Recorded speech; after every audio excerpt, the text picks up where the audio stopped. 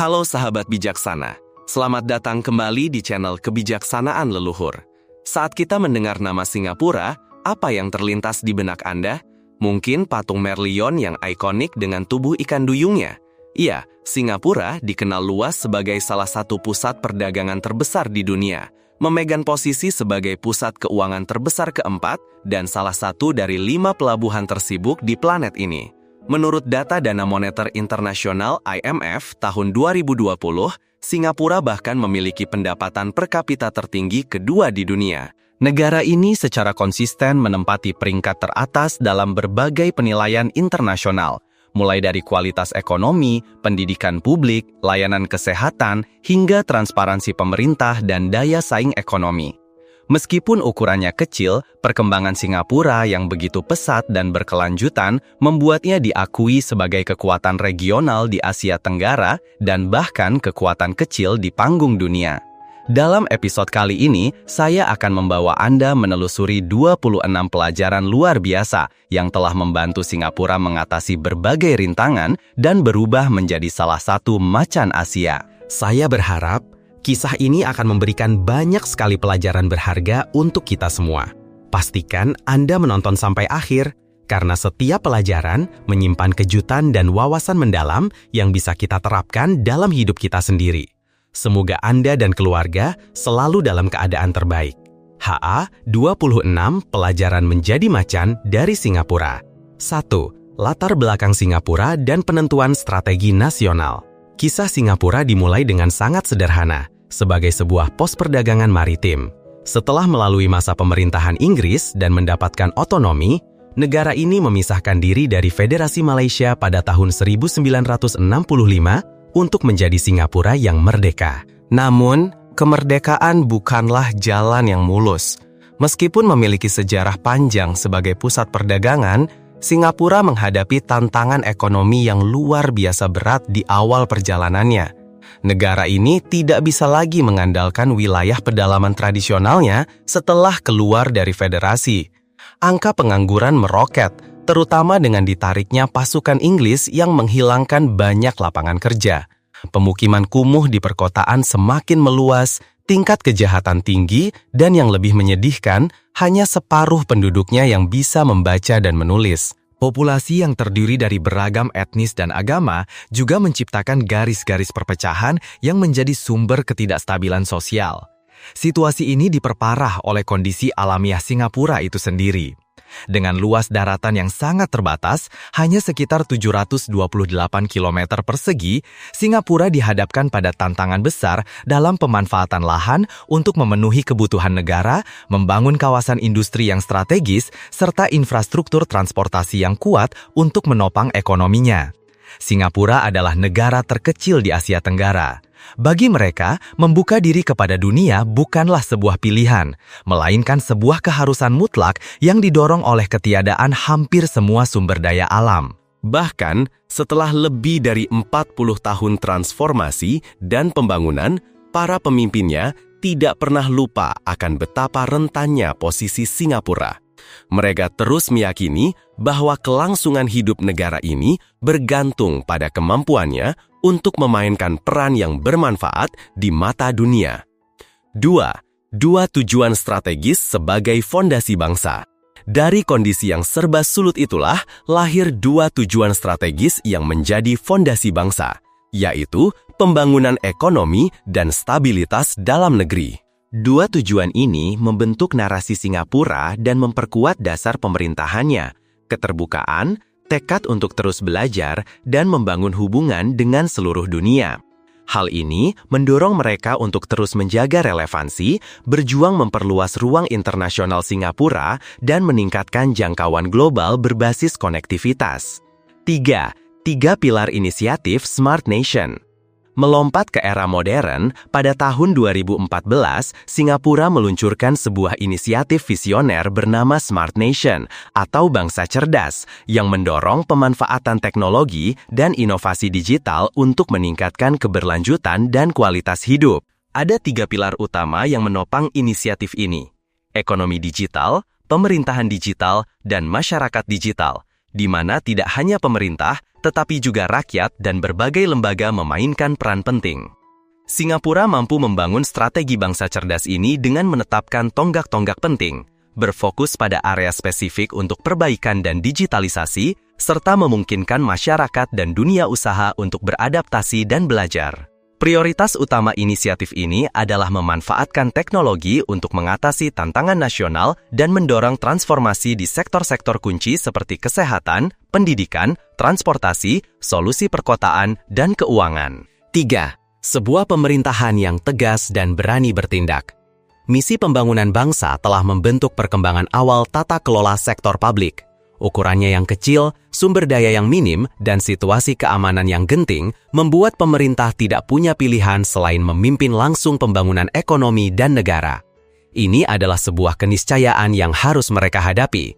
Mari kita lanjutkan perjalanan kita menelusuri kebijaksanaan para leluhur bangsa. Kali ini kita akan melihat bagaimana sebuah negara membangun fondasi yang kokoh dari dalam. Antara tahun 1965 hingga 1985, terjadi sebuah transformasi luar biasa pada sistem pelayanan publik di Singapura. Gaya kepemimpinan mereka saat itu sungguh unik dan patut kita renungkan. Bagi mereka, yang terpenting bukanlah apa yang sedang populer atau terdengar bagus secara politik, melainkan apakah cara ini berhasil, apakah ini yang paling efisien untuk menyelesaikan pekerjaan. Pendekatan mereka sangat pragmatis dan rasional. Jika sebuah solusi terbukti efektif dan sejalan dengan visi jangka panjang mereka, maka solusi itu akan langsung dijalankan, tanpa ragu-ragu. Pada masa itu, ketika belum banyak lembaga lain yang bisa diandalkan, sektor publiklah yang menjadi motor penggerak utama, memimpin hampir seluruh aspek pembangunan ekonomi dan sosial. Pemerintah, bahu-membahu dengan para pemimpin politik, bekerja tanpa lelah untuk membentuk nilai-nilai dan karakter masyarakat. Lembaga-lembaga seperti Badan Pengembangan Ekonomi, Badan Pengembangan Perumahan, hingga Otoritas Moneter Singapura, semuanya menjadi ujung tombak dalam mewujudkan setiap kebijakan yang mereka cita-citakan. Namun, di masa lalu, tanggung jawab untuk mengembangkan teknologi informasi dan komunikasi tersebar di berbagai lembaga. Bayangkan, ada 3 bidang penting yang diurus oleh 3 badan berbeda, di bawah 3 kementerian yang berbeda pula. Teknologi informasi, termasuk perdagangan digital, dipegang oleh Dewan Komputer Nasional. Urusan telekomunikasi diatur oleh Otoritas Telekomunikasi Singapura. Dan penyiaran, yang saat itu juga mencakup konten internet, diawasi oleh Otoritas Penyiaran Singapura. Tentu ini sebuah tantangan tersendiri.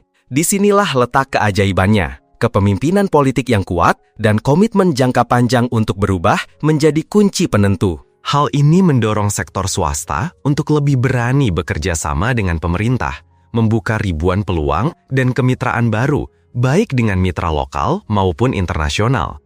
Pada saat yang sama, pemerintah tidak hanya meminta, tetapi juga memberi contoh dengan menciptakan sebuah standar emas untuk kualitas pelayanan bagi masyarakat. Standar ini bukan hanya menjadi tolak ukur keberhasilan pemerintah, tetapi juga menjadi alat bagi masyarakat untuk menilai kinerja mereka secara objektif. Dan pelajaran hebat berikutnya yang bisa kita petik datang dari visi mereka yang luar biasa, yang dikenal sebagai Smart Nation atau bangsa cerdas.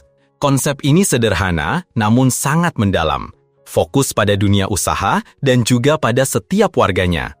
Tujuannya adalah agar siapapun dari bidang apapun dapat meningkatkan produktivitasnya dengan memanfaatkan teknologi digital. Strategi Singapura yang memecah tujuan besar menjadi target-target yang lebih kecil di setiap bidang terbukti menjadi kunci kesuksesan mereka yang luar biasa. Mereka melihat sebuah tantangan besar di depan mata, populasi yang menua. Diperkirakan pada tahun 2030, 9 dari 10 warganya adalah lansia, sementara angka kelahiran yang rendah membuat jumlah generasi produktif menurun. Menghadapi ini, layanan kesehatan tidak bisa lagi hanya menunggu orang sakit datang, tetapi harus proaktif, membimbing masyarakat untuk menjaga kesehatan mereka sejak dini. Dari sinilah, Kantor Bangsa Cerdas dan Pemerintahan Digital melahirkan inisiatif-inisiatif brilian untuk mempermudah setiap orang memantau kesehatannya. Salah satu inisiatif jenius yang diperkenalkan adalah Care Hub, Ini adalah sebuah platform yang menyediakan perawatan yang mulus dan tepat sasaran. Bayangkan, para terapis bisa memberikan layanan mereka kepada lebih banyak orang, meningkatkan produktivitas dan mengatasi keterbatasan tenaga kerja. Care Hub bisa diakses oleh siapa saja, melahirkan aplikasi-aplikasi yang memungkinkan konsultasi lewat video atau pesan singkat dengan dokter. Bahkan, pasien bisa melakukan latihan pemulihan di rumah dengan menggunakan sensor yang bisa dipakai, sementara terapis dan dokter memantau dari jauh. Inisiatif ini secara drastis memotong antrian panjang di rumah sakit, meningkatkan efisiensi, dan menghemat waktu yang sangat berharga. Inisiatif hebat lainnya adalah Health Hub, sebuah portal online dan aplikasi seluler yang menjadi gerbang layanan kesehatan satu atap pertama di Singapura. Fitur utamanya sungguh luar biasa. Akses ke rekam medis pribadi, jadwal janji temu dokter, hasil tes laboratorium, hingga daftar fasilitas kesehatan di seluruh negeri. Ini memberikan kekuatan kembali ke tangan masyarakat. Setiap orang diberdayakan untuk lebih sadar dan bertanggung jawab atas riwayat dan kondisi kesehatannya sendiri. Kesehatan sudah mereka sentuh dengan teknologi. Lalu, bagaimana dengan urat nadi sebuah negara? Ya, transportasi. Sistem transportasi publik di sebuah negara tetangga kita yang maju sungguh luar biasa. Kualitas jalan rayanya bahkan diakui sebagai salah satu yang terbaik di dunia. Ada begitu banyak pilihan transportasi umum di sana, tetapi yang paling dicintai warganya adalah bus dan kereta bawah tanah, yang mereka sebut MRT. Para penumpang bus bisa membayar tiket untuk setiap perjalanan. Namun, kebanyakan dari mereka memilih menggunakan kartu pintar bernama EZ-Link. Kartu ajaib ini tidak hanya membuat perjalanan dengan bus menjadi lebih murah, tetapi juga bisa digunakan untuk jangka waktu yang sangat panjang.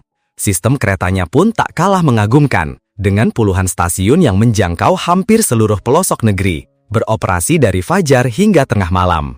Taksi juga tersedia, namun di jam-jam sibuk, menemukan taksi bisa menjadi sebuah tantangan tersendiri, dan biayanya pun cukup tinggi. Dengan lahan yang begitu berharga dan populasi yang terus bertambah, bangsa yang bijaksana ini memiliki satu tujuan mulia, memanfaatkan setiap jengkal ruang yang terbatas untuk menciptakan sistem transportasi yang lebih efisien, aman, dan dapat diandalkan. Dua inovasi besar yang mereka terapkan adalah pembayaran tanpa sentuh untuk transportasi umum dan pengembangan kendaraan otonom tanpa pengemudi. Melihat bagaimana warganya begitu lekat dengan ponsel pintar, pada tahun 2019, Otoritas Transportasi Darat mereka meluncurkan sebuah sistem tiket revolusioner. Kini, warga tak perlu lagi membawa kartu perjalanan khusus atau repot mengisi ulang saldo. Mereka cukup menempelkan kartu Mastercard atau ponsel mereka untuk membayar ongkos perjalanan. Bahkan, ada aplikasi bernama SimplyGo yang memungkinkan para pengguna untuk melihat riwayat perjalanan dan semua pengeluaran mereka dengan begitu mudahnya.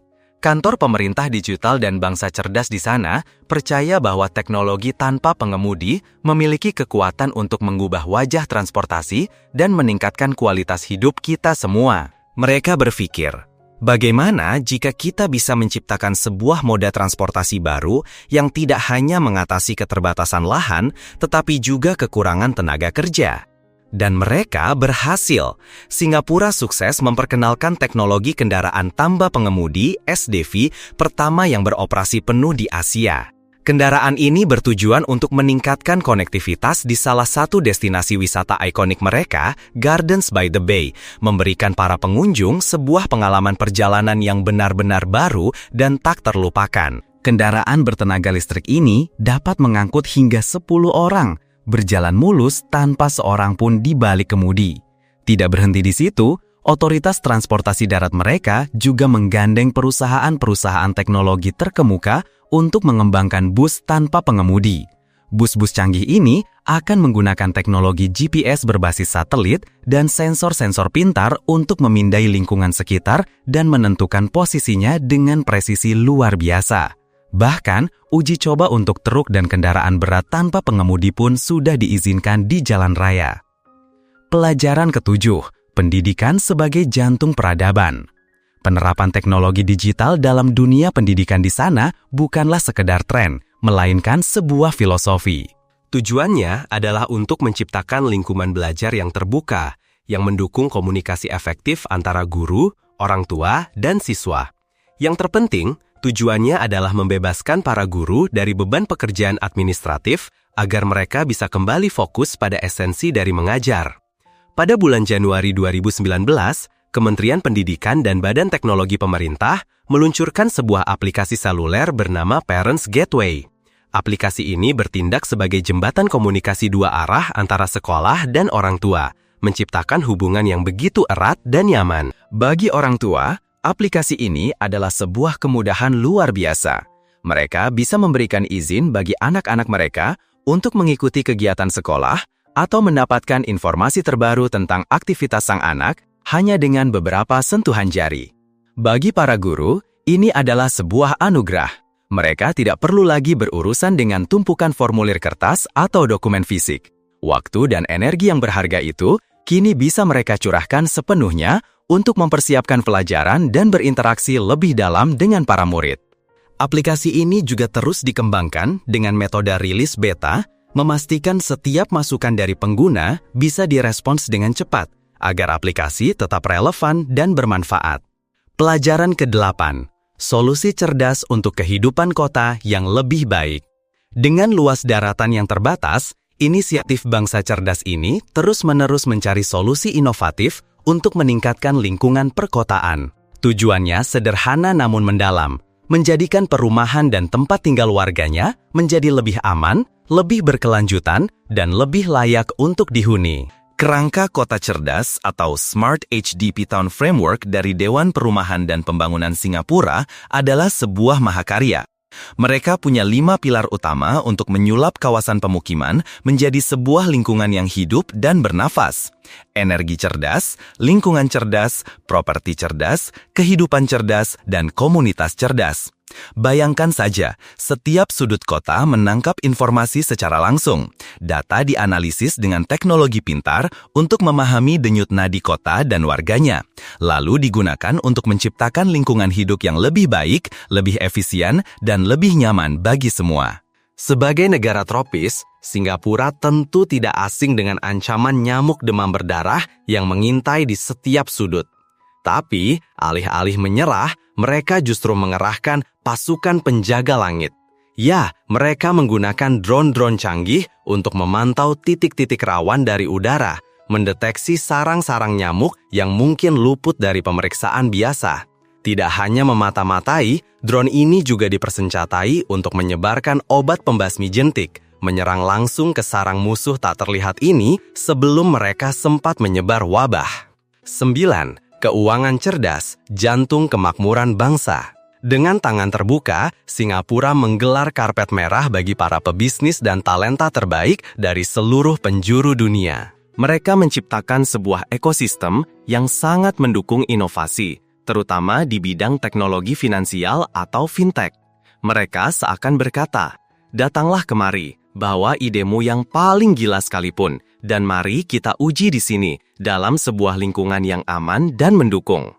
Bank Sentral Singapura, Otoritas Moneter Singapura, MAS, memiliki sebuah visi besar, mendirikan sebuah pusat keuangan pintar di mana teknologi bukan lagi sekedar alat, melainkan nyawa yang menggerakkan seluruh industri. MAS bahkan membuka sebuah laboratorium inovasi fintech, sebuah wadah di mana para pemikir cemerlang bisa bertemu, berkolaborasi, dan melahirkan ide-ide baru. Mereka juga menyediakan sebuah kotak pasir regulasi, sebuah area aman bagi perusahaan fintech untuk bereksperimen dengan teknologi baru tanpa rasa takut. 10. Pelajaran paling berharga. Manusia adalah harta karun terbesar. Dan kini, kita sampai pada pelajaran ke-10, mungkin yang paling fundamental dan menyentuh hati. Tahukah Anda, luas Singapura bahkan lebih kecil dari Jakarta? Penduduknya pun hanya sekitar 6 juta jiwa. Negara ini adalah sebuah pulau kecil yang tidak punya apa-apa. Tidak ada tambang, tidak ada hutan yang luas. Bahkan air bersih pun dulunya mereka harus beli dari Malaysia. Pasir dan kerikil untuk membangun gedung-gedung pencakar langitnya pun harus diimpor. Satu-satunya sumber daya alam yang mereka miliki, harta karun mereka yang paling berharga adalah manusianya. Karena itulah mereka memuja sumber daya manusia. Mereka memuliakan bakat dan talenta. Mereka membangun sistem pendidikan, memberikan penghargaan, dan menciptakan kondisi hidup serta kerja yang begitu baik hingga para jenius dari seluruh dunia berbondong-bondong datang untuk mengabdi. Lihatlah wajah-wajah generasi muda mereka, cerdas, bersemangat, dan penuh sopan santun. Singapura tidak pernah ragu menanam investasi terbesar mereka untuk menciptakan generasi emas, sebuah kekuatan manusia yang akan terus membawa negara kecil ini terbang lebih tinggi. Mereka memegang teguh sebuah keyakinan, manusialah yang membentuk dunia, manusialah penentu segala keberhasilan dan kegagalan.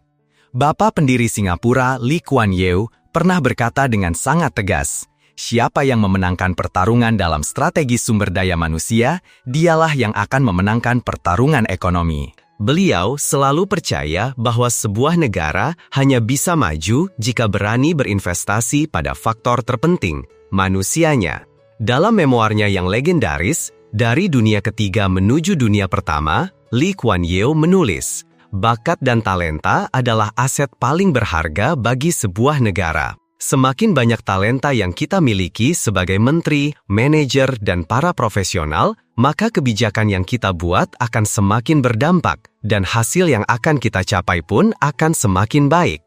Dari kesadaran mendalam inilah, lahir berbagai kebijakan luar biasa untuk mencari, memelihara, dan menarik talenta-talenta terbaik dari dalam maupun luar negeri.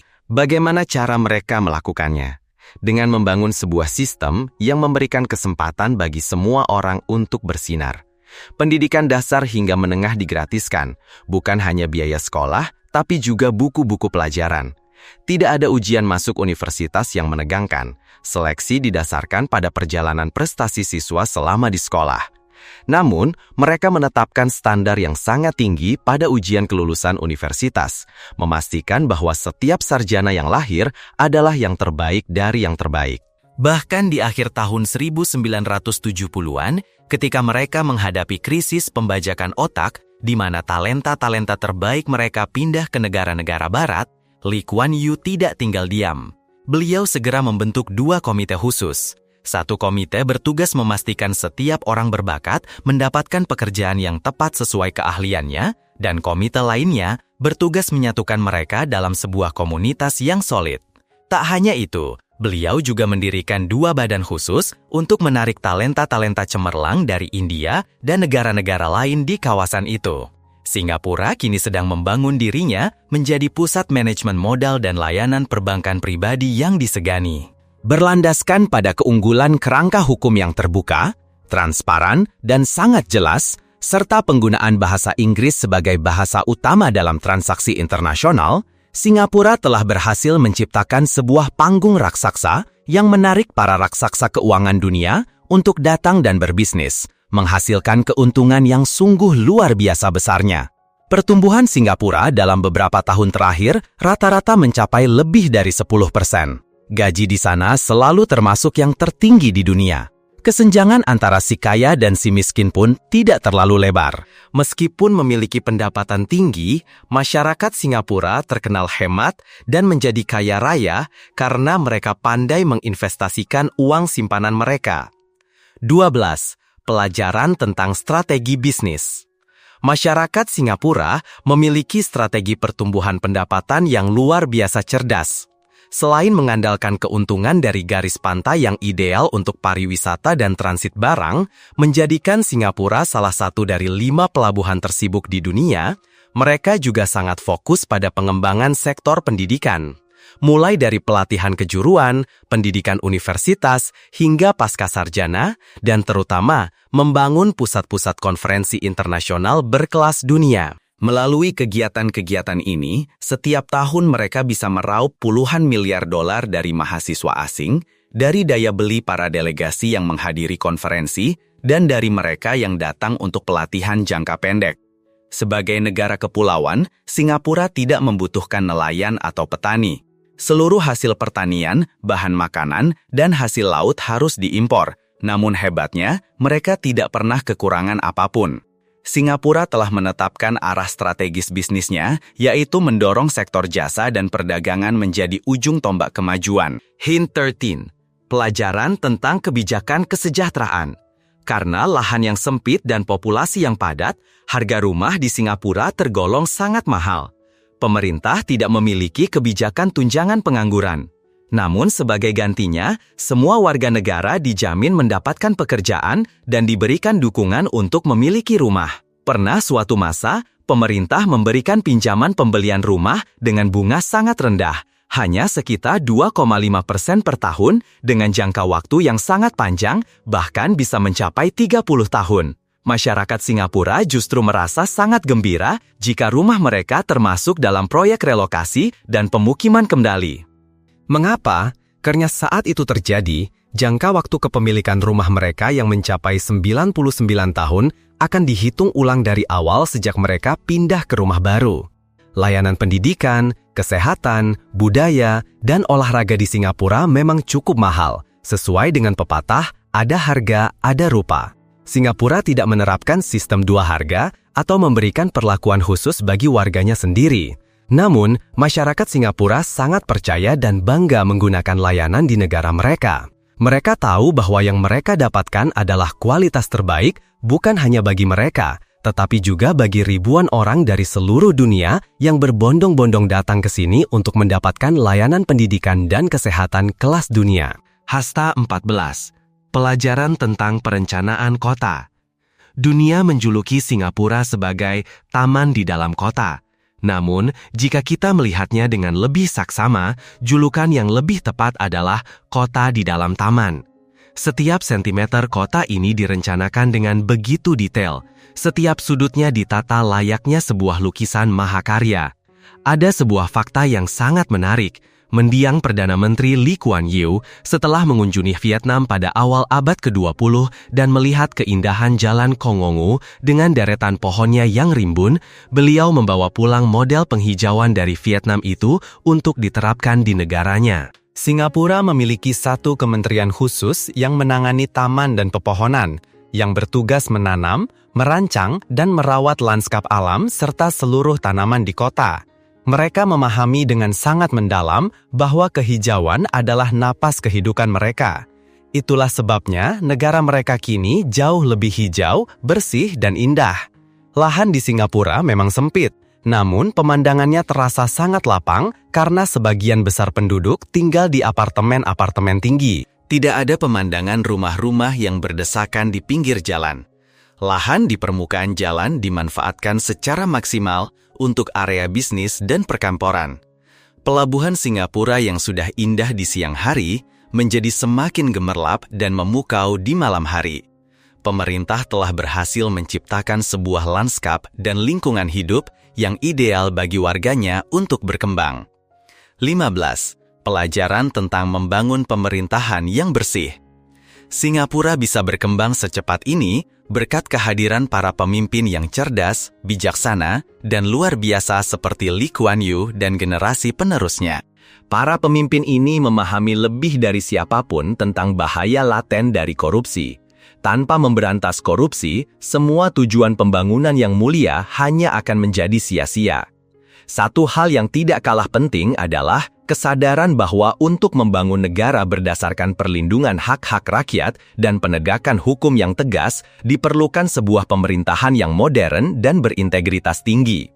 Singapura telah berhasil mempertahankan sistem pemerintahan elektronik e-government pada level yang sangat canggih. Segala urusan masyarakat yang berkaitan dengan birokrasi, semua masalah dapat diselesaikan melalui sistem elektronik yang otomatis dari atas hingga ke bawah.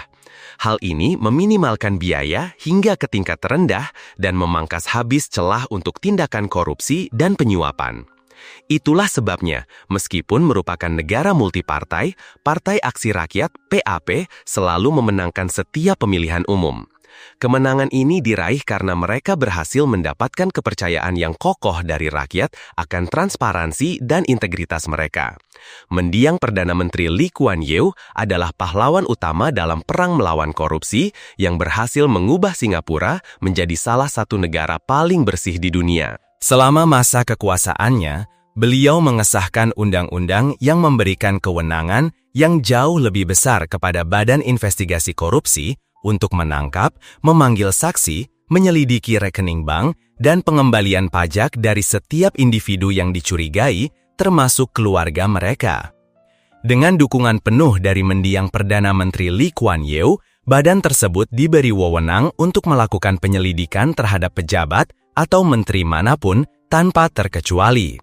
Di samping itu, Lee Kuan Yew juga bertekad untuk menaikkan gaji bagi posisi-posisi kepemimpinan kunci. Tujuannya adalah agar mereka dapat mengabdikan diri sepenuhnya untuk negara dan menghilangkan segala godaan yang berkaitan dengan korupsi. Semua langkah berani ini membawa hasil yang diakui oleh seluruh dunia. Seperti yang pernah beliau katakan dengan bangga, jika Anda menyebut diri Anda orang Singapura, kemanapun Anda pergi dengan paspor Singapura, orang-orang akan langsung tahu bahwa Anda adalah simbol dari integritas, kemampuan, dan kepercayaan.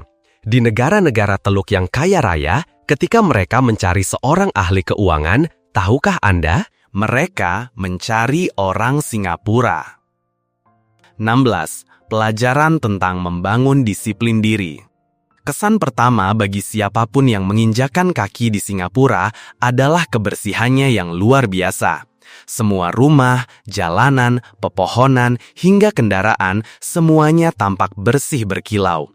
Dan yang lebih menakjubkan, hampir sepanjang waktu, kita tidak akan melihat satu pun polisi yang berpatroli.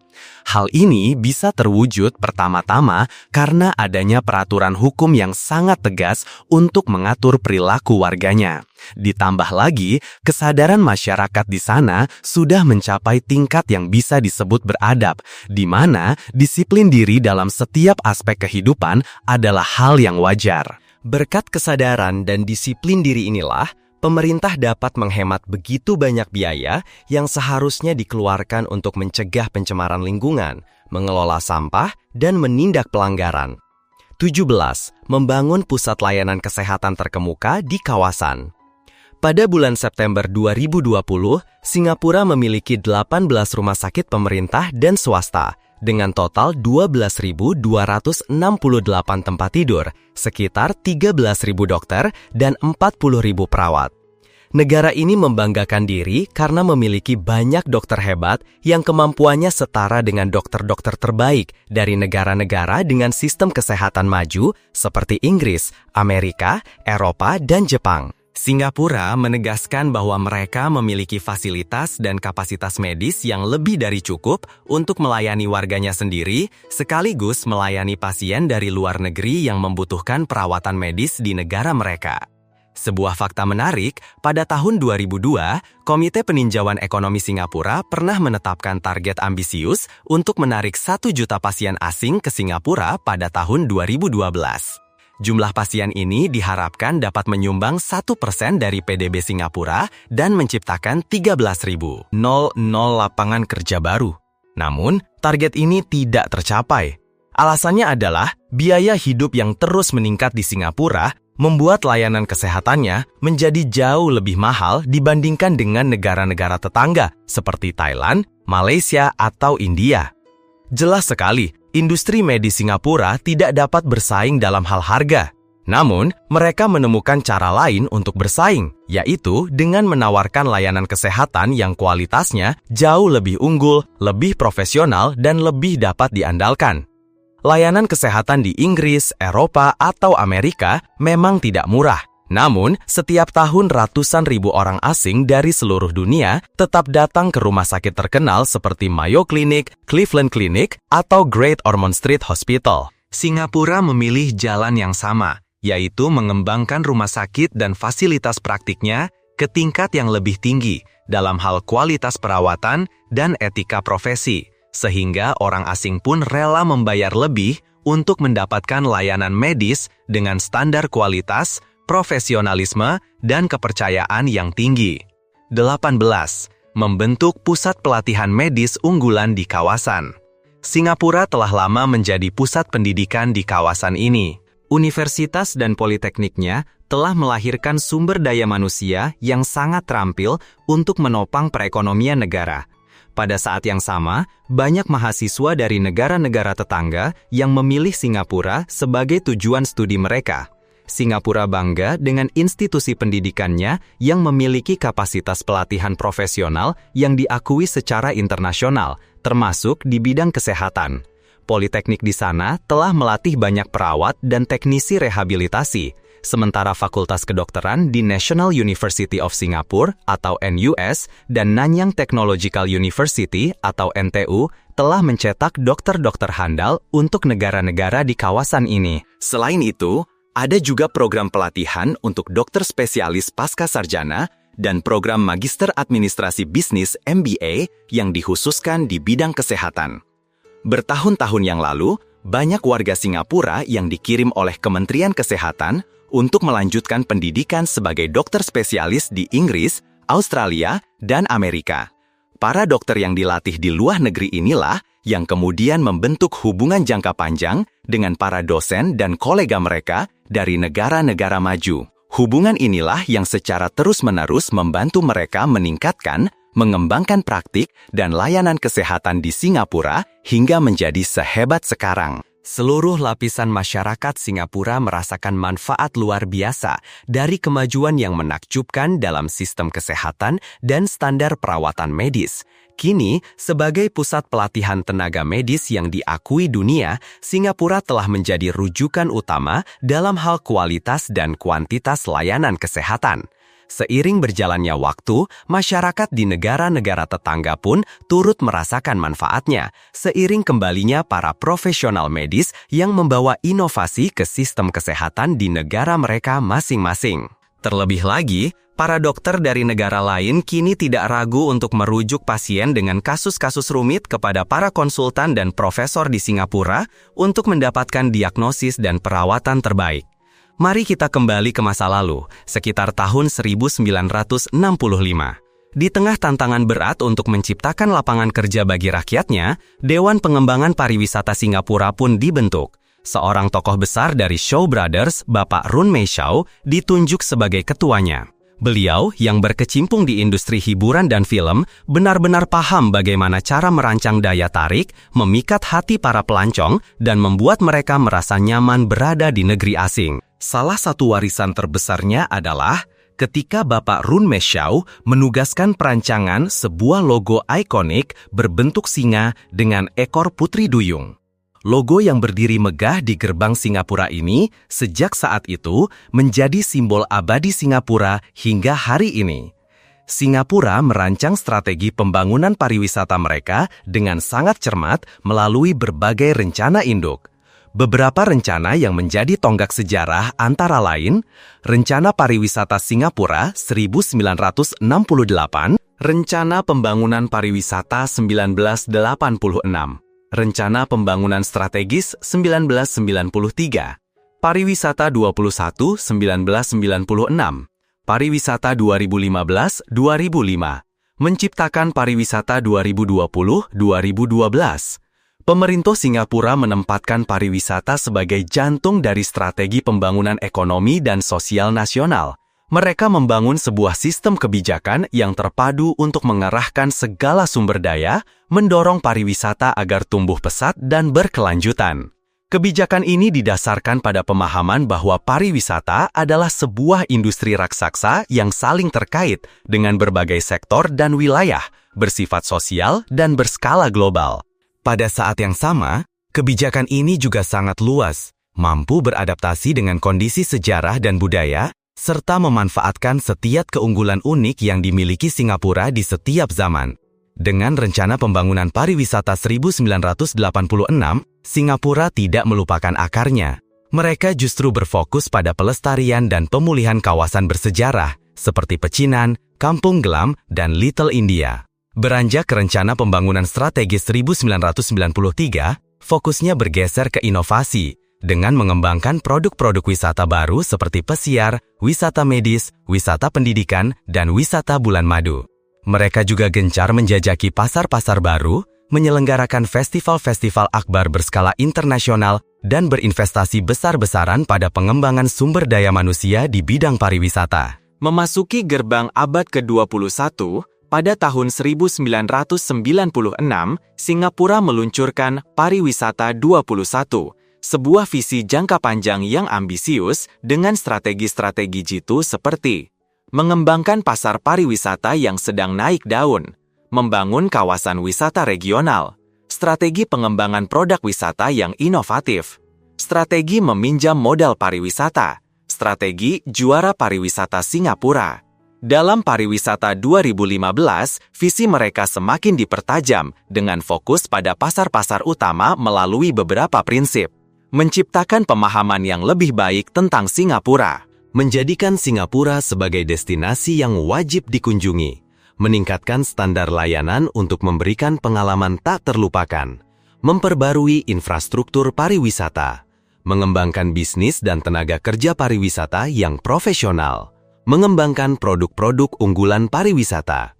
Pada tahun 2012 saja, Singapura menginvestasikan dana luar biasa sebesar 300 juta dolar Singapura untuk menyelenggarakan berbagai acara pariwisata, 340 juta dolar Singapura untuk mengembangkan produk-produk wisata, dan 265 juta dolar Singapura untuk pengembangan sumber daya manusia di sektor pariwisata. Namun, ada sisi lain dari kisah ini. Setelah kemerdekaan pada tahun 1965, semangat modernisasi begitu membara. Pemerintah fokus pada perencanaan dan modernisasi kota, yang sayangnya seringkali berarti membongkar area-area lama tanpa banyak pertimbangan terhadap nilai sejarahnya. Banyak bangunan kuno dihancurkan. Akibatnya, Singapura sempat mendapat citra sebagai kota yang super modern, namun sedikit kehilangan jiwanya. Orang-orang mulai merenung dengan penyesalan. Seandainya saja mereka tidak terburu-buru menghancurkan kota-kota kuno yang hidup dari komunitas Tionghoa, imigran India dan masyarakat Melayu, Singapura mungkin telah menjadi persimpangan multikultural paling ikonik di Asia. Untuk memperbaiki kesalahan masa lalu, sejak tahun 1980-an, dunia menyaksikan sebuah transformasi besar-besaran di Singapura. Pandangan pembangunan yang tadinya mengorbankan identitas budaya lokal, kini digantikan dengan semangat membangkitkan kembali dan menemukan kembali akarnya. Sektor pariwisata dihidupkan kembali dan digalakan untuk menopang perekonomian. Oleh karena itu, pelestarian situs-situs budaya dan sejarah menjadi sebuah keharusan untuk memperkaya identitas kota. Namun, titik balik yang sesungguhnya terjadi sejak tahun 1990. Berkat kebijakan yang fleksibel, kompromi antar berbagai kelompok kepentingan, dan kemampuan untuk menggalang dana besar dari sektor swasta, pemerintah Singapura mampu mendorong pelestarian dan restorasi secara rasional. Hal ini tidak hanya menjamin keberlangsungan ekonomi bagi warisan budaya, tetapi juga memastikan keberlangsungan budayanya sendiri tetap terjaga. Mengevaluasi keberhasilan kebijakan pelestarian di negeri Singa, para ahli telah merumuskan sebuah peta jalan yang dapat dipelajari oleh negara-negara berkembang lainnya. Pertama, pemerintah meluncurkan proyek-proyek percontohan pada bangunan-bangunan milik negara. Ini adalah cara untuk menunjukkan komitmen pemerintah dalam upaya pelestarian, sekaligus membuktikan bahwa warisan budaya memiliki nilai ekonomi yang kuat. Langkah ini berhasil meningkatkan kepercayaan dan keyakinan publik, serta menjadi contoh standar pendekatan, metode, dan teknik konservasi yang benar. Setelah itu, saat kebijakan ini diperluas ke sektor swasta, para pembuat kebijakan membingkainya sebagai sebuah peluang investasi, yaitu menawarkan proyek-proyek konservasi bagi swasta untuk didanai melalui insentif bebas pajak. Selain itu, setiap tahun, Singapura juga menyelenggarakan penghargaan arsitektur warisan budaya untuk menghormati upaya pelestarian yang dilakukan oleh para pemilik, ahli, dan kontraktor dari proyek-proyek restorasi yang luar biasa. Usaha-usaha ini kemudian dipublikasikan secara luas melalui media massa untuk meningkatkan kesadaran dan pemahaman masyarakat. Sejak tahun 2001, Singapura secara rutin mengadakan jajak pendapat publik, menerima masukan, dan usulan mengenai bangunan mana yang perlu dilestarikan. Singapura telah berhasil memecahkan teka-teki antara pelestarian dan pembangunan dengan meminimalkan kerugian ekonomi bagi pemilik bangunan dan mendorong partisipasi sektor swasta dalam menjaga dan mengembangkan nilai-nilai warisan budaya. Kawasan-kawasan konservasi juga diklasifikasikan dengan peraturan yang spesifik. Untuk zona inti kota, seluruh bangunan harus dilestarikan dan direstorasi dengan sangat ketat. Warga diizinkan untuk memperluas ruang hidup atau membangun tambahan di bagian belakang, asalkan fasad depan tidak berubah dan tidak terlihat dari jalan raya. Untuk kawasan yang berdekatan dengan area urban baru, pemilik dapat memilih untuk melestarikan seluruh bangunan atau membangun tambahan di belakang sesuai dengan ketinggian maksimum yang diizinkan oleh pemerintah. Di kawasan di mana terdapat bangunan warisan budaya berdampingan dengan bangunan bangunan baru tersebut juga harus mematuhi gaya arsitektur yang sama agar tidak menciptakan kesan canggung dan merusak pemandangan. 20. Koin keberuntungan Singapura.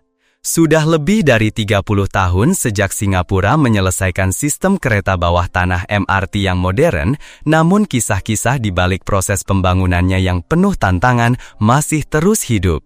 Di antara banyak cerita, ada satu keyakinan kuat bahwa koin $1 Singapura berbentuk segi 8 yang diterbitkan pada era mendiang Perdana Menteri Lee Kuan Yew adalah sebuah jimat Feng Shui yang ampuh untuk mengusir nasib buruk selama pembangunan kereta bawah tanah. Pada tahun 1997, pemerintah Singapura merencanakan pengembangan infrastruktur nasional. Namun, dengan luas wilayah yang kecil, Singapura tidak dapat membangun lebih banyak jalan, dan sistem transportasi yang hanya mengandalkan bus umum diperkirakan akan lumpuh pada tahun 1992. Oleh karena itu, lahirlah gagasan tentang sistem kereta bawah tanah pada tahun 1967, saat Singapura baru memasuki tahun kedua kemerdekaannya. Biaya pembangunan MRT diperkirakan mencapai $5 miliar AS, sebuah angka yang dianggap sangat mahal dan dapat menghambat perekonomian negara. Bahkan banyak orang percaya bahwa proses penggalian terowongan bawah tanah dapat merusak urat nadi naga dan mengganggu peruntungan nasional. Pada tahun 1982, meskipun rencana pembangunan MRT disetujui dan dimulai, proses konstruksinya terus menghadapi berbagai rintangan. Sebuah kebetulan yang menarik terjadi pada tahun 1987, ketika koin $1 Singapura berbentuk segi 8 yang sangat mirip dengan simbol bagua dalam Feng Shui Tiongkok diterbitkan. Hal ini membuat banyak orang merangkai cerita bahwa koin tersebut adalah jimat Feng Shui. Saat jalur pertama sistem MRT mulai beroperasi setahun kemudian, semakin banyak legenda yang terjalin di sekitar koin ini.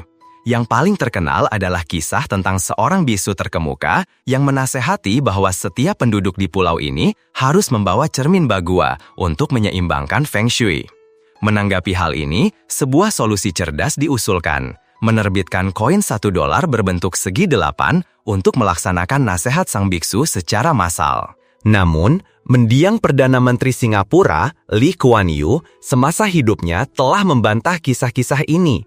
Meski begitu, hingga kini, koin $1 Singapura masih dianggap sebagai koin keberuntungan, sebuah jimat pelindung bagi masyarakat di negeri Singa. Unsur Feng Shui dalam koin ini dipercaya membawa kemakmuran dan kesejahteraan bagi negara. Saat Anda berkunjung ke Singapura, jangan heran jika Anda menemukan banyak souvenir berupa koin bagua ini. #21 Menegaskan semangat kemandirian Singapura.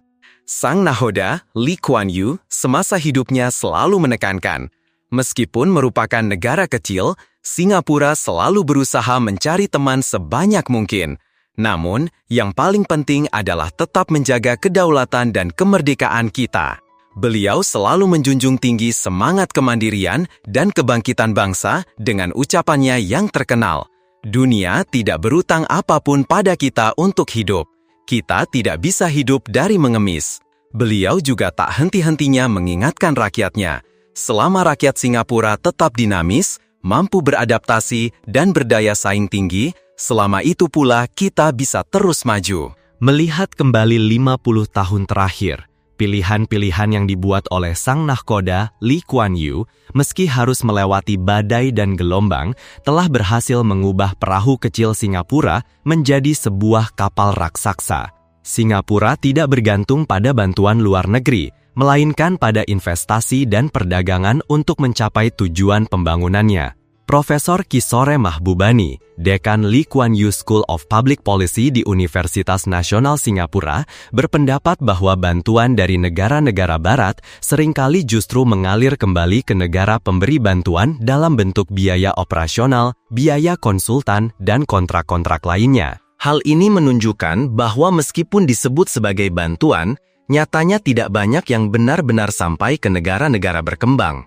Mahbubani menekankan bahwa kesuksesan Dewan Pembangunan Ekonomi Singapura adalah berhasil mendatangkan modal investasi asing ke negeri singa itu. 22. Kebijakan keamanan. Pada tahun 1963, Singapura bergabung dengan Federasi Malaysia. Namun, hanya 2 tahun kemudian, pada tahun 1965, Singapura berpisah dan menjadi negara merdeka. Saat itu, Singapura hanya memiliki angkatan laut dan angkatan udara yang sangat terbatas. Angkatan darat mereka baru terdiri dari 1 resimen artileri yang diisi oleh sukarelawan, 1 resimen kendaraan lapis baja, sementara infanteri hanya memiliki 3 batalion. Sebuah kekuatan sekecil itu tentu tidak cukup untuk melindungi negara dari ancaman musuh manapun. Mendiang Perdana Menteri Lee Kuan Yew dengan cepat menyadari bahwa cara terbaik bagi Singapura untuk bertahan di selat internasional yang strategis ini adalah melalui 3 pilar solusi keamanan. Pertama, Singapura perlu mencari dukungan dari negara-negara besar untuk mengisi kekosongan setelah kepergian pasukan Inggris pada musim semi tahun 1971. Pada bulan April 1971, Singapura menandatangani Perjanjian Pertahanan 5 Negara, Five Power Defense Arrangements, FPDA, dengan Inggris, Malaysia, Australia, dan Selandia Baru. Perjanjian ini tidak berisi komitmen pertahanan yang mengikat secara spesifik, tetapi menciptakan sebuah mekanisme yang mengharuskan adanya dukungan kekuatan besar jika Singapura menghadapi krisis. Kedua, Singapura berinvestasi besar-besaran untuk membangun militer yang modern dan elit. Untuk mewujudkan hal ini, Bapak Lee Kuan Yew menjadikan sistem militer Israel sebagai model untuk dikembangkan oleh Singapura. Pada tahun 1967, sebuah undang-undang disahkan yang mewajibkan semua pria berusia 18 tahun untuk mengikuti wajib militer, dan setelah itu menjadi pasukan cadangan. Undang-undang ini tidak hanya menciptakan sumber daya manusia untuk militer, tetapi juga membangun rasa identitas nasional yang kuat. Di samping itu, Singapura juga memprioritaskan pengembangan militer yang modern dan profesional. Menurut Stockholm International Peace Research Institute atau SIPRI, pada periode 2008-2012, dengan populasi hanya sekitar 5 juta orang, Singapura adalah negara pengimpor senjata terbesar kelima di dunia. Dengan anggaran pertahanan yang selalu mencapai 20% dari anggaran nasional. Dan solusi keamanan yang ketiga adalah Singapura harus memperkuat kerjasama regional. 23. Kebijakan diplomasi regional. Singapura memaksimalkan kebijakan diplomasinya dengan sangat cerdik. Sadar bahwa negara kecil tidak boleh punya musuh, negara ini selalu terampil dalam membangun hubungan dengan negara lain untuk menjaga stabilitas dan kemakmuran. Mantan Wakil Perdana Menteri Singapura, S. Rajaratnam, dalam pidatonya di hadapan PBB pada tahun 1965 menyatakan, "Kami ingin hidup damai dengan semua negara tetangga kami, semata-mata karena kami akan kehilangan terlalu banyak jika terjadi perang dengan mereka. Oleh karena itu, yang kami minta hanyalah, biarkan kami membangun negara kami sendiri sesuai dengan keinginan rakyat kami." Pada tahun 1966, mendiang Lee Kuan Yew memutuskan untuk memulihkan perdagangan dengan Indonesia. Beliau juga melakukan kunjungan ke Kuala Lumpur dan Jakarta untuk membangun kembali rasa saling percaya. Semangat kerjasama regional inilah yang kemudian mengarah pada lahirnya Perhimpunan Bangsa-Bangsa Asia Tenggara ASEAN pada tahun 1967, dengan Singapura, Indonesia, Malaysia, Thailand, dan Filipina sebagai anggota pendirinya. ASEAN bertekad untuk menjadikan Asia Tenggara sebagai kawasan yang damai, bebas, dan netral. Pada tahun 1972, tatanan regional yang stabil ini menjadi landasan yang memungkinkan Singapura untuk fokus pada isu-isu penting lainnya di dalam negeri. 24. Sanksi yang tegas, impian akan Singapura yang sempurna. Dari sebuah desa nelayan kecil, Singapura telah menjelma menjadi sebuah negara pulau yang makmur dan perkasa. Pemerintahan di bawah mendiang Perdana Menteri Lee Kuan Yew menerapkan langkah-langkah yang sangat tegas dan banyak larangan yang terdengar aneh. Salah satunya adalah larangan mengunyah permen karet. Orang asing yang datang ke Singapura tidak hanya mengenal negara ini sebagai negara kecil dengan keajaiban ekonomi yang pernah menjadi koloni Inggris, tetapi mereka juga sangat paham bahwa jika mengunyah permen karet di tempat umum, mereka akan didenda sangat berat, bahkan bisa dihukum cambuk. Sebenarnya, memiliki atau mengunyah permen karet itu sendiri tidaklah dianggap ilegal di Singapura.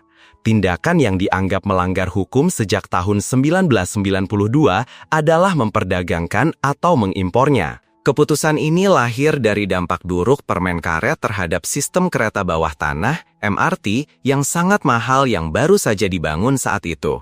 Permen karet bekas seringkali menyumbat pintu sensor otomatis atau sekadar menempel di mana-mana di kursi penumpang. Ketika larangan itu diberlakukan, bahkan untuk pelanggaran pertama, pelakunya bisa didenda hingga $100.000 Singapura dan menghadapi hukuman 2 tahun penjara. Hasilnya, larangan itu langsung memberikan efek yang luar biasa.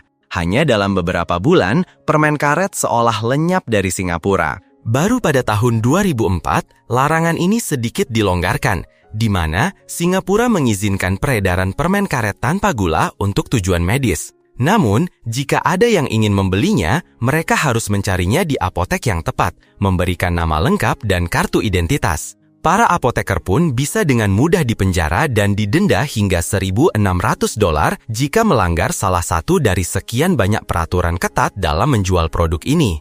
Tentu saja, permen karet bukanlah satu-satunya hal yang bisa membuat seorang pria di bawah usia 50 tahun dicambuk di negara pulau ini. Hukuman cambuk diterapkan untuk berbagai kejahatan, termasuk pelanggaran yang lebih ringan, seperti tindakan vandalisme atau merusak karya seni, properti publik, pemandangan alam, atau bahkan sekadar melebihi batas waktu visa.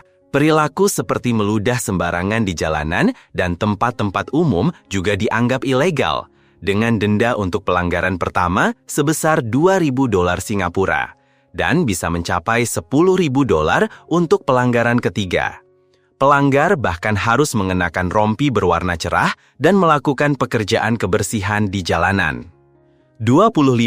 Menjadikan pembangunan pelabuhan laut sebagai prioritas utama. Sejak berpisah dari Malaysia dan menjadi negara merdeka pada tahun 1965, pemerintah Singapura sejak awal sudah menyadari keterbatasan sumber daya alam dan luas wilayah mereka. Untuk mengatasi keterbatasan geografis ini, pemerintah Singapura dengan cepat merumuskan kebijakan tentang sebuah keniscayaan, berinvestasi, dan menggeser ekonomi dari industri pengolahan bahan mentah ke ekonomi perdagangan maritim. Selain peluang untuk pertumbuhan ekonomi, pengembangan pelabuhan laut adalah suatu keharusan bagi Singapura. Sebagian besar kebutuhan pokok sehari-hari yang digunakan di negara ini didatangkan melalui jalur impor, termasuk makanan, bahan bangunan, dan bahkan obat-obatan, yang semuanya diangkut melalui kontainer dengan sistem pendingin yang canggih. Menyadari minimnya pelabuhan berskala besar di kawasan Asia Tenggara, pemerintah Singapura dengan cepat memfokuskan ekonominya pada pembangunan pelabuhan. Pada tahun 1990, Singapura telah memiliki 2 pelabuhan terbesar di kawasan, yaitu PSA International dan Jurong Port. Bahkan, PSA International berhasil melampaui pelabuhan Yokohama di Jepang dalam hal daya tarik bagi para pemasok dan volume pengiriman produk. Bayangkan saja, panjang total rantai kontainer yang diangkut setiap tahunnya setara dengan 4 kali keliling khatulistiwa bumi. Posisi pelabuhan Singapura memang sangat strategis, berada di jalur pelayaran internasional antara Samudra Hindia dan Samudra Pasifik. Sejak tahun 2001, pemerintah Singapura telah membentuk Komite Tinjauan Ekonomi Singapura, ERC, Economic Review Committee, untuk menyusun strategi pengembangan sektor-sektor ekonomi utama negara pulau itu. Strategi ini dirancang oleh Kelompok Kerja Logistik, WG Working Group on Logistics, dan mengusulkan 8 kelompok solusi untuk mengembangkan pelabuhan Singapura menjadi pusat logistik global. Mempertahankan dan meningkatkan kapabilitas pusat logistik, mengembangkan industri lunak dari layanan transportasi, layanan logistik, dan pengembangan sumber daya manusia, mengembangkan Singapura menjadi pusat logistik untuk kekayaan intelektual IP, mengembangkan Singapura sebagai pusat manajemen rantai pasokan, SCM, Supply Chain Management, membangun pusat keamanan dan keselamatan, mendirikan pusat transportasi multimoda, menetapkan rezim pajak yang kompetitif, membentuk badan utama untuk mengordinasikan kegiatan pemerintah yang beroperasi dengan mekanisme one-stop shop untuk mempercepat pengembangan logistik. Kedelapan kelompok strategi ini diterima, diimplementasikan secara serentak oleh pemerintah Singapura dan membawa kesuksesan yang luar biasa bagi industri logistik Singapura, dan yang terpenting, menempatkan pelabuhan Singapura sebagai pusat logistik global yang tak tertandingi. Mekanisme kebijakan-kebijakan untuk mengatasi masalah permodalan untuk investasi infrastruktur. Pemerintah Singapura menerbitkan obligasi pemerintah untuk menghimpun dana. Pada tahun 2001, dana investasi dari obligasi pemerintah mencapai 92 miliar dolar Singapura. Selain itu, pemerintah juga meluncurkan program tabungan wajib bagi seluruh pekerja Singapura yang dikelola oleh Dana Tunjangan Pusat Singapura, CPF, Central Provident Fund. Dana ini beroperasi dengan basis pendanaan penuh.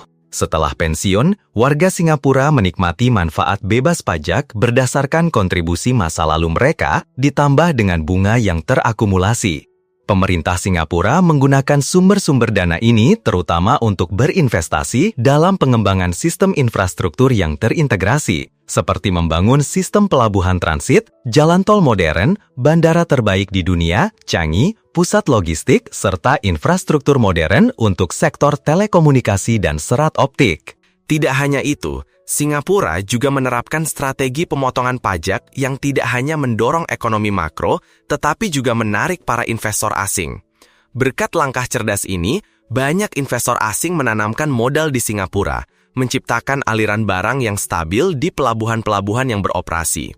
Di sisi lain, kebijakan insentif tarif telah membawa ke Singapura sejumlah besar kontainer transit dari negara-negara lain di kawasan ini. Infrastruktur pelabuhan Singapura setiap tahunnya menerima rata-rata 140.000 kapal dan terhubung dengan 600 pelabuhan di 130 negara. Ini adalah pusat transit bagi lebih dari 400 perusahaan pelayaran besar di dunia. Pelabuhan ini dilengkapi dengan 204 derek dermaga dan sejumlah besar derek gantri. Dermaga-dermaga ini dapat dengan mudah menerima dan melayani kapal kargo, tongkang, kapal angkut, kapal jenis ro-ro, kapal induk, dan kapal kontainer. Fasilitasnya dibangun dengan sangat cermat, dengan lebih dari 200 derek gantri di dermaga dan banyak lagi di gerbang pelabuhan. Dengan pencapaian-pencapaian yang luar biasa ini, pelabuhan Singapura telah meraih banyak penghargaan bergengsi, di antaranya adalah perusahaan operator pelabuhan kontainer terbaik global selama 9 tahun berturut-turut, pelabuhan kontainer terbaik Asia selama 25 tahun, dan pelabuhan laut terbaik Asia selama 26 tahun. Hal 26. Mengelola media massa. Dalam sebuah pidato di hadapan Asosiasi Jurnalis Amerika di Washington DC pada tahun 1988, mendiang Perdana Menteri Lee Kuan Yew pernah menyampaikan pandangannya tentang pengelolaan media massa di Singapura sebagai berikut. Perdebatan mengenai masalah internal Singapura adalah urusan rakyat Singapura. Kami mengizinkan para wartawan Amerika di Singapura untuk melaporkan masalah Singapura ke negara mereka. Kami mengizinkan surat kabar mereka dijual di Singapura agar kami tahu apa yang dibaca oleh orang asing tentang kami. Namun, kami tidak akan membiarkan mereka memainkan peran sebagai pengawas, sebagai lawan dari pemerintah Singapura, seperti yang mereka lakukan terhadap pemerintah Amerika. Tidak ada stasiun televisi asing yang menuntut hak untuk menyiarkan program mereka di Singapura. Faktanya, peraturan Komisi Komunikasi Federal AS tidak mengizinkan orang asing memiliki lebih dari 25% saham di sebuah stasiun televisi atau radio. Hanya orang Amerika yang dapat mengendalikan sebuah perusahaan yang mempengaruhi opini publik di Amerika. 27. Pragmatisme. Profesor Kishore Mahbubani, Dekan Sekolah Kebijakan Publik Lee Kuan Yew di Universitas Nasional Singapura, berpendapat bahwa para pemimpin Singapura menerapkan pragmatisme sebagai filosofi utama mereka. mantan Wakil Perdana Menteri Go Keng-sui, telah mempelajari dengan sangat teliti restorasi Meiji di Jepang. Dalam restorasi tersebut, para pemimpin Jepang menghabiskan banyak waktu untuk meneliti, belajar, dan meniru dari seluruh dunia, kemudian secara selektif menerapkan apa yang terbaik untuk Jepang. Dan Singapura, sahabat bijak, menerapkan metode yang serupa. 28. Menghormati semua etnis. Singapura memiliki kebijakan penghormatan terhadap semua etnis untuk mengatur semua komunitas di negaranya, termasuk Tionghoa, Melayu, dan India. Singapura menggunakan 4 bahasa resmi, Inggris, Mandarin, Melayu, dan Tamil. Untuk memastikan keseimbangan, Singapura menggunakan bahasa Inggris, bahasa universal, sebagai bahasa pengantar di sekolah-sekolah, sehingga komunikasi antar etnis menjadi lebih lancar. Negara ini juga mengizinkan setiap etnis untuk mempelajari bahasa ibu mereka. Nomor 29. Visi jauh ke depan untuk menjamin sumber daya air. Singapura menandatangani perjanjian penyediaan air selama 100 tahun dengan Malaysia pada tahun 1961. Namun, para pemimpin Singapura menyadari bahwa mereka tidak bisa selamanya bergantung pada sumber daya air negara tetangga. Oleh karena itu, Singapura berinvestasi ke berbagai arah untuk memiliki pasokan air sendiri, termasuk membangun waduk-waduk cadangan dan pabrik desalinasi yang mengubah air laut menjadi air minum. Selain itu, para pemimpin Singapura telah memaksimalkan kekuatan mereka, terutama dalam memberdayakan potensi manusia, serta menerapkan kebijakan ekonomi dan keuangan yang efektif untuk maju, memberikan kontribusi penting bagi kesuksesan Singapura saat ini. Terima kasih telah menemani perjalanan kami di kanal Kebijaksanaan Leluhur. Jika video ini memberikan Anda inspirasi dan wawasan baru, jangan ragu untuk menekan tombol suka, berlangganan, dan bagikan kepada mereka yang Anda sayangi. Kami juga sangat ingin mendengar pemikiran Anda. Pelajaran mana yang paling berkesan bagi Anda? Tuliskan di kolom komentar di bawah. Mari kita berdiskusi dan tumbuh bersama.